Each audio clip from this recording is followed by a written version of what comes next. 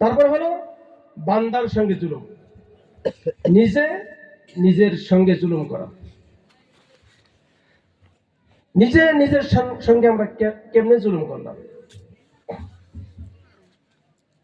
নিজের সঙ্গে জুলুম সেটা হচ্ছে যে আল্লাহ তাআলার হুকুমকে আমরা অমান্য করার কারণে লাভ নষ্ট আল্লাহর কিছুই না, সবটাই হলো নিজের। সেখানে যদি জাহান্নামে যাওয়া লাগে সেটার নামই হলো কি?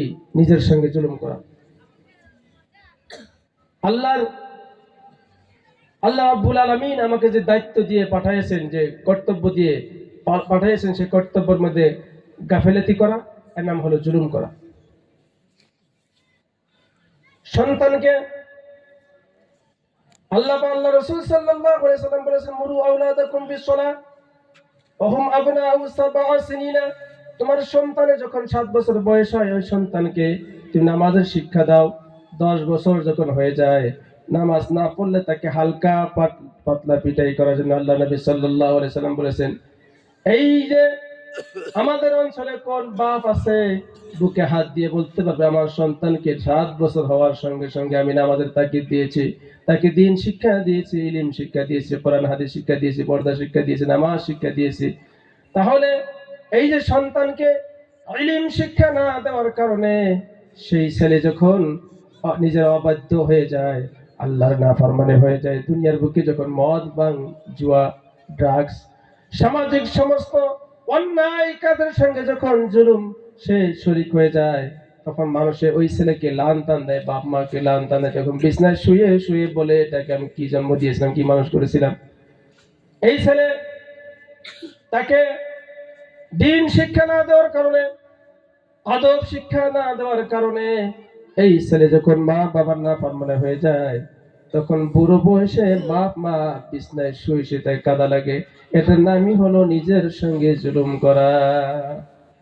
ছেলেকে উপযুক্ত শিক্ষা না দেওয়ার কারণে ওই ছেলে মা বাবা কি বস্তু, উস্তাদ কি বস্তু, মুরব্বী কি বস্তু সে চিনতে পারে না। সেই না চিনার কারণে সে তখন দেওয়ানা হয়ে যায়, পাগল হয়ে যায়, ভুতান হয়ে যায়, সে তখন গাদ্দার হয়ে যায়। এই যে সন্তানকে গাদ্দার বানানোর মূল কারিগরটাই হলাম আমি। বাড়িতে পারিবারিক শিক্ষা না থাকার কারণে সন্তান সমাজের অধিশপ্ত একজন ছেলে হয়ে যায়, নাফরমান হয়ে যায়। এই সন্তান তখন নিজের জন্য কিয়ামতের দিন জাহান্নামে যাওয়ার কারণ হয়ে যায়। ঠিক তদ্রূপ মেয়ের সঙ্গে জুলুম করা হয়। মেয়েকে উপযুক্ত শিক্ষা না দেওয়ার কারণে তাকে ভালো জায়গায় বিবাহের ব্যবস্থা না করা যায় না, তখন বিবাহের মধ্যে খেলিমেলি হয়ে যায়। ওই একমাত্র কারণটাই হলো তাকে দিন শিক্ষা না দেওয়ার কারণে তার সঙ্গে জুলুম করা হইতেছে। সময় সংক্ষিপ্ত নাকি? কি সিগন্যাল দিলেন? সময় সংক্ষিপ্ত। আচ্ছা, তো সম্মানিত হাজরিন, এই 2 নম্বর অপশন হলো এই আমার উপরে আল্লাহ রাব্বুল আলামিন যে দায়িত্ব দিয়েছে, সেই দায়িত্বকে সঠিকভাবে পালন না করার নামই হলো জুলুম। আর 3 নম্বর হলো আল্লাহর মখলুকাতের সঙ্গে জুলুম করা। আল্লাহর মখলুকাতের সঙ্গে জুলুম করা কেমনে? এই পৃথিবীতে বহুত রাজা বাদশা এসেছিল, যেমন মিস্টার ফিরাউন যখন তার কাছে ক্ষমতা ছিল, সেই ক্ষমতাকে অপচয় ব্যবহার করেছে, এমন অত্যাচার মানুষকে করেছে, সে কল্পনাও করতে পারে নাই যে এই ক্ষমতা একদিন শেষ হয়ে যাবে। মানুষের সঙ্গে অত্যাচার করেছে, মানুষকে কষ্ট দিয়েছে, নবীদেরকে কষ্ট দিয়েছে, নবীদের অনুসরণ যারা করতো তাদেরকে কষ্ট দিয়েছে। আজকে তাদের অস্তিত্ব দুনিয়া থেকে নাইকিয়া হয়ে গিয়েছে, শুধুমাত্র মানুষের আল্লাহর মখলুকাতের সঙ্গে জুলুম করার কারণে। আবু জাহেলের ঠিক একই দশা।